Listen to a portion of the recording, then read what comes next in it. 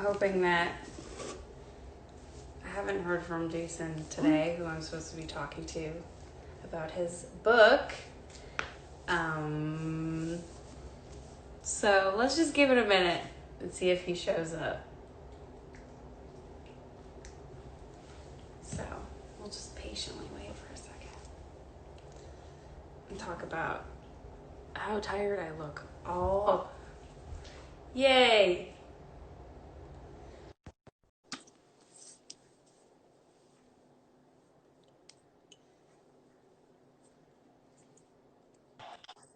Hi! Hey, How's we it can talk going? about how tired I look too. Oh my god, it's just, it doesn't matter how much sleep I get.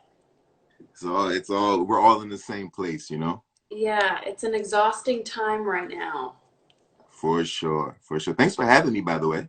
Of course, thanks for doing it. I was sent your lovely book, Mm, which I just got, so I haven't been able to dig into it yet. no But worries. so tell me about what led you to publishing this. Well, I mean, that book is basically. I wish I had. I wanted to show you.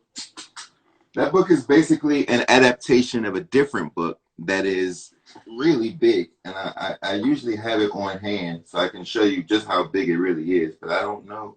My friends have been stealing my stuff. But it's a book called Stamped from the Beginning, which is a 600-page academic tome about the history of racist ideas and policies in America from 1400 to around 2016. And Wow. the brother who wrote it, Dr. Ibram Kendi, who is America's foremost race scholar at the moment, he asked me if I could rewrite it and basically do a translation of it for people who might not be scholars, right? Not all of us are academics. Right, not all of us are academics, you know what I mean, Right. myself included, and to think about how would we talk about this with a 12-year-old? How would we talk about it with a 75-year-old? Felt like ours Yeah. if we're outside of the academy, you know?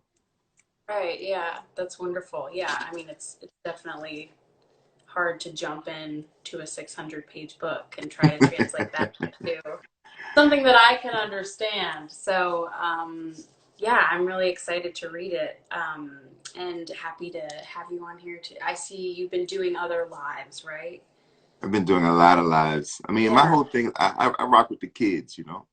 You're I what? think I said I'm always with the kids, so I'm Mm, always doing live with the kids and trying to make sure that we're providing resources yeah. and a little energy to the young folks who are also dealing with all the things that we're dealing with, right? We're having this conversation, and somewhere there's a 13-year-old having a very similar conversation or trying to have a similar conversation to understand the world that we're living in. My Yeah. job is to make sure that that conversation is healthy and informed, and to help them navigate this heavy stuff. Yeah. So how would you, I guess,